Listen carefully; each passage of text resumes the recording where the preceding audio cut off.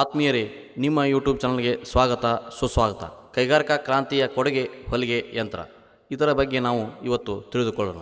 ಹೊಲಿಗೆ ಯಂತ್ರದಲ್ಲಾದ ಕ್ರಾಂತಿಯಿಂದ ಬಟ್ಟೆ ಬೇಕೆನ್ನಿಸಿದ ಕೂಡಲೇ ಮಾರುಕಟ್ಟೆಗೆ ಹೋಗಿ ತರತರದ ಡಿಸೈನ್ ಹುಡುಕಿ ಕೊನೆಗೆ ನಿಮಗೆ ಒಪ್ಪುವುದನ್ನು ಆಯ್ಕೆ ಮಾಡಲು ಸಾಧ್ಯವಾಗಿದೆ.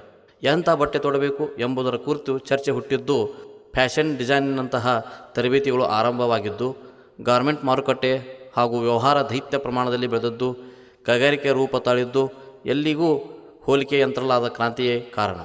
ಹೊಲಿಗೆ ಯಂತ್ರದ ಕ್ರಾಂತಿ 18 ಮತ್ತು 19ನೇ ಶತಮಾನಗಳ ಅತ್ಯುಮೂಲ ಕೊಡುಗೆಗಳಲ್ಲಿ ಒಂದು.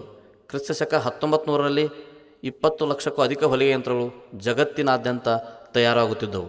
ಅನೇಕ ದೇಶಗಳು ಅವುಗಳದ್ದೇ ಆದ ತಂತ್ರಜ್ಞಾನ ಹೊಂದಿದ್ದವು. ಆದರೆ ಥಾಮಸ್ ಸೇಂಟ್ ಎಂಬ ಆಂಗ್ಲ ವ್ಯಕ್ತಿಯನ್ನು ತಂತ್ರಜ್ಞಾನದ ಕಂಡುಹಿಡಿದವರಲ್ಲಿ ಪ್ರಮುಖವಾಗಿ ಗುರುತಿಸಲಾಗುತ್ತದೆ. ಈತ ಹೊಲಿಗೆ ಯಂತ್ರದ ಪೇಟೆಂಟ್ ಪಡೆದ ಮೊದಲ ವ್ಯಕ್ತಿಯೂ ಹೌದ.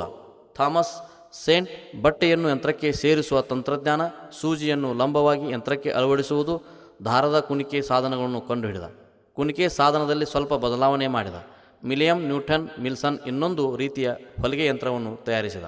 ಆಸ್ಟ್ರೇಲಿಯಾದ ಜೋಸೆಫ್ ಮಾಡ್ರಸ್ ಪರ್ಗರ್ ಎಂಬಾತ ಸಂಪೂರ್ಣ ಹೊಲಿಗೆ ಯಂತ್ರ ತಯಾರಿಸಿ 1814ರಲ್ಲಿ ಪ್ರದರ್ಶನಕ್ಕಿಟ್ಟ.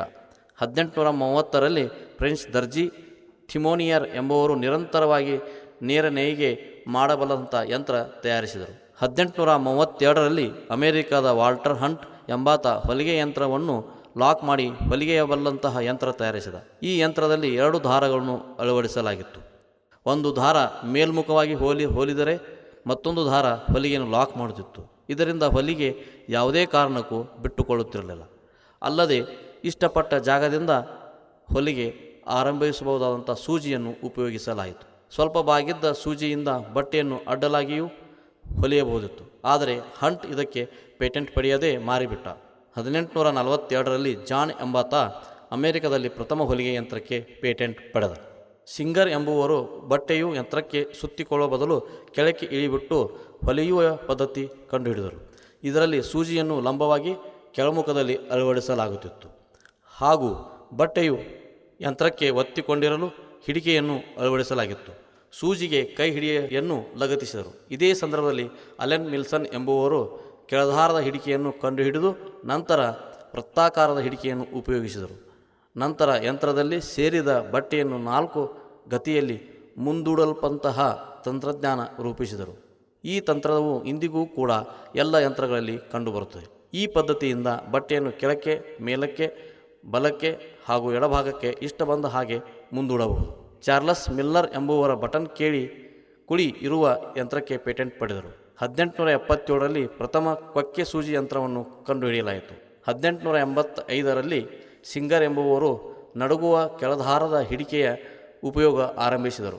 ಈ ತಂತ್ರವನ್ನು ಹೆಚ್ಚಾಗಿ ಗೃಹೋಪಯೋಗಿ ಯಂತ್ರದಲ್ಲಿ ಉಪಯೋಗಿಸಲಾಗುತ್ತದೆ. ನಂತರ 20ನೇ ಶತಮಾನದಲ್ಲಿ ಬಂದ ವೃತ್ತಾಕಾರದ ಕೆಳದಾರದ ಹಿಡಿಕೆ ಯಂತ್ರವು ಪ್ರಸ್ತುತ ಅತ್ಯಂತ ಆಧುನಿಕ ಯಂತ್ರವಾಗಿದೆ. ಸಾಮಾನ್ಯವಾಗಿ ಒಂದೇ ಸೂಜಿಯ ಯಂತ್ರವನ್ನು ಗೃಹೋಪಯೋಗಿ ಯಂತ್ರದಲ್ಲಿ ಮಾತ್ರ ಉಪಯೋಗಿಸಲಾಗುತ್ತದೆ. ಗಾರ್ಮೆಂಟ್ನಂತಹ ಕೈಗಾರಿಕಾ ಕ್ಷೇತ್ರದಲ್ಲಿ 2 ಅಥವಾ ಬಹುಸೂಜಿಯ ಯಂತ್ರವನ್ನು ಉಪಯೋಗಿಸಲಾಗುತ್ತದೆ.